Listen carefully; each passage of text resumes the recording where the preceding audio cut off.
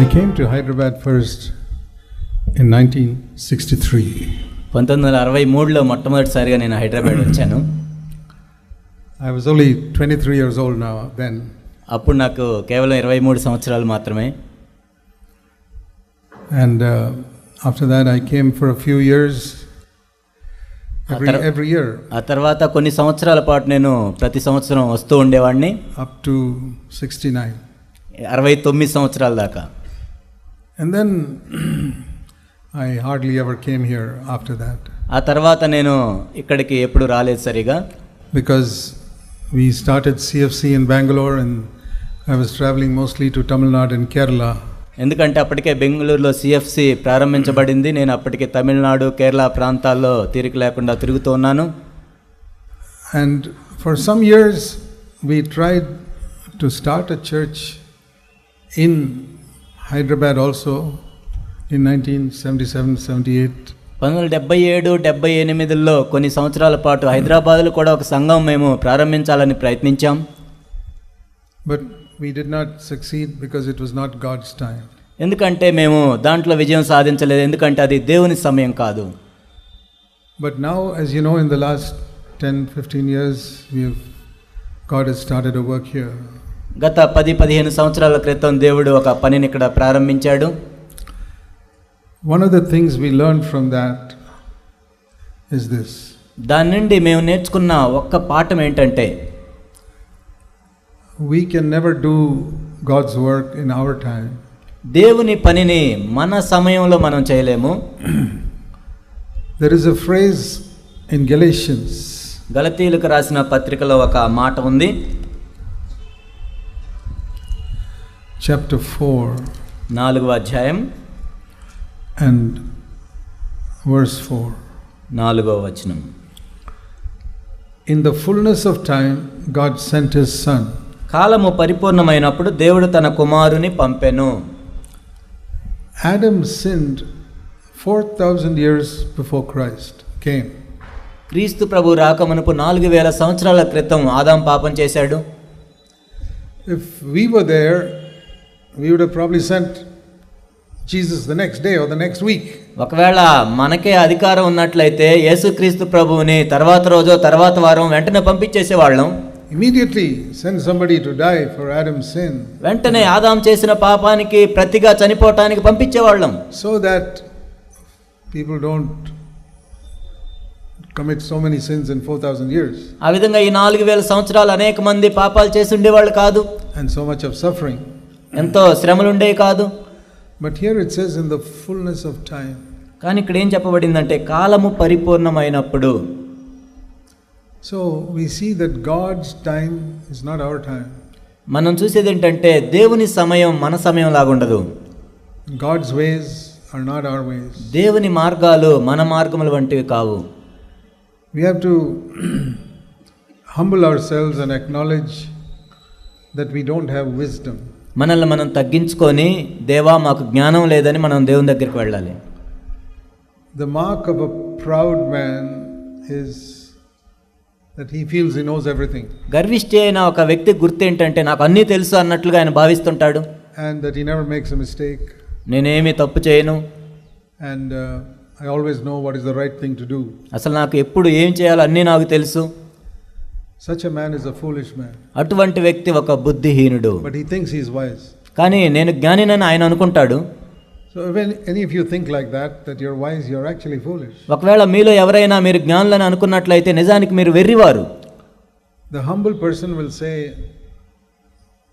God's ways are not my ways. ఒక దీనుడు ఏం చెప్తాడంటే దేవుని మార్గాలు నా మార్గముల వంటివి కావు. See Isaiah 55. యెషయా గ్రంథం 55 మనం చూసినట్లయితే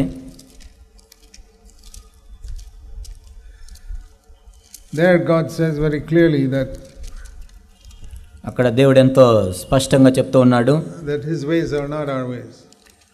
మీ త్రోవలు నా త్రోవలు వంటివి కావు. Verse 8 and 9. 8-9 వచనాలు.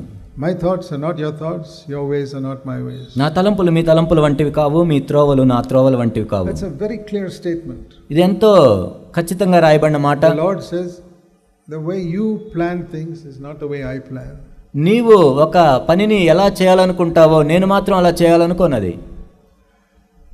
And how much different is God's way from our way? మరి దేవుని మార్గాలకి మన మార్గాలకి ఎంత తేడా ఉంది? Is it only a small difference? కేవలం కొద్ది తేడానేనా అది? No. కాదు. In the next verse it says, as the heaven is higher than the earth, so are my ways different from your ways. ఆకాశములు భూమి పైకి ఎంత ఎత్తుగా ఉన్నవో మీ మార్గముల కంటే నా మార్గములు అంత ఎత్తుగా ఉన్నవి.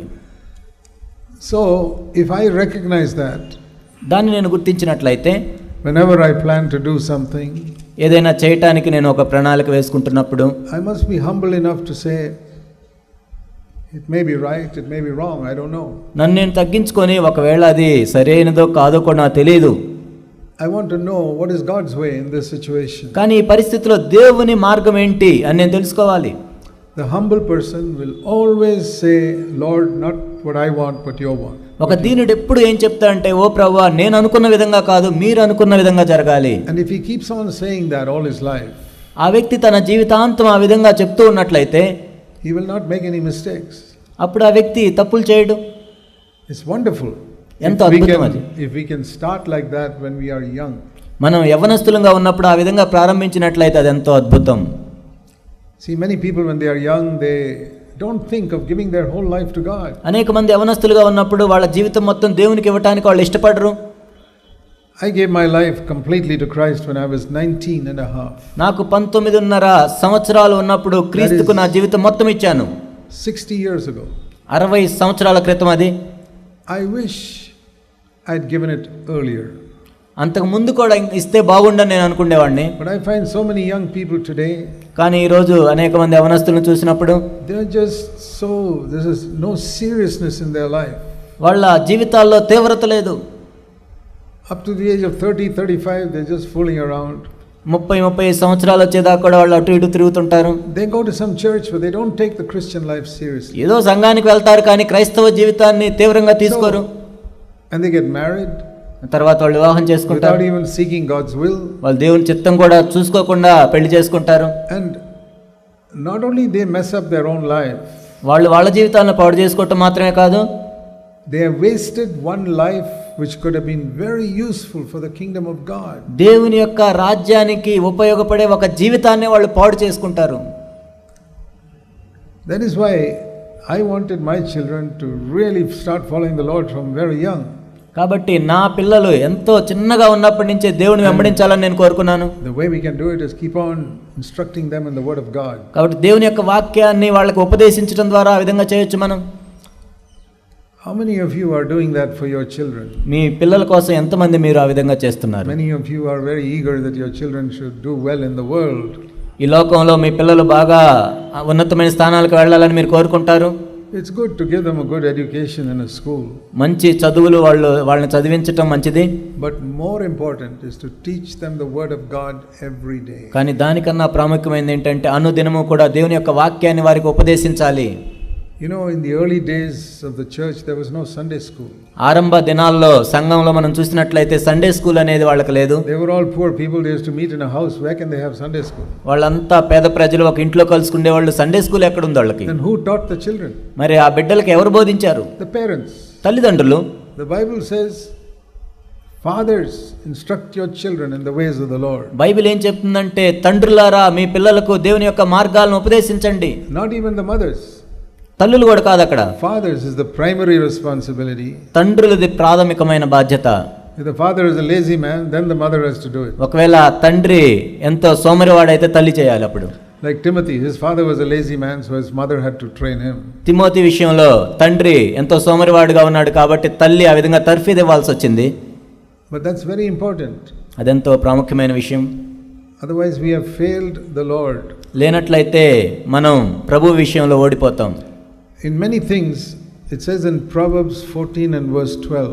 సామెతలు 14:12 మనం చూసినట్లయితే, that there is a way that seems right to a man, but the end is the way of death. ఒకని ఎదుట సరి అయినదిగా కనపడు మార్గము కలదు, అయితే తుదకు అది మరణమునకు త్రోవ తీయును. It seems right. అది చూడటానికి సరిగానే When ఉంటుంది. you take a decision, ఒక నిర్ణయం తీసుకున్నప్పుడు I want to do this or I want to do that. నేను ఇది చేయాలి అది చేయాలి అని మనం నిర్ణయాలు I తీసుకునేటప్పుడు, want to choose this profession. లేకపోతే నేను ఈ వృత్తిని ఎంచుకోవాలి I అనుకున్నప్పుడు, want to marry this girl or this boy. లేకపోతే ఈ అమ్మాయినో అబ్బాయినో పెళ్లి చేసుకోవాలని అనుకున్నప్పుడు Seems right. చూడటానికి సరిగానే But కనపడుతుంది. the end is death. కానీ అది తుదకు మరణమునకు త్రోవ తీయును.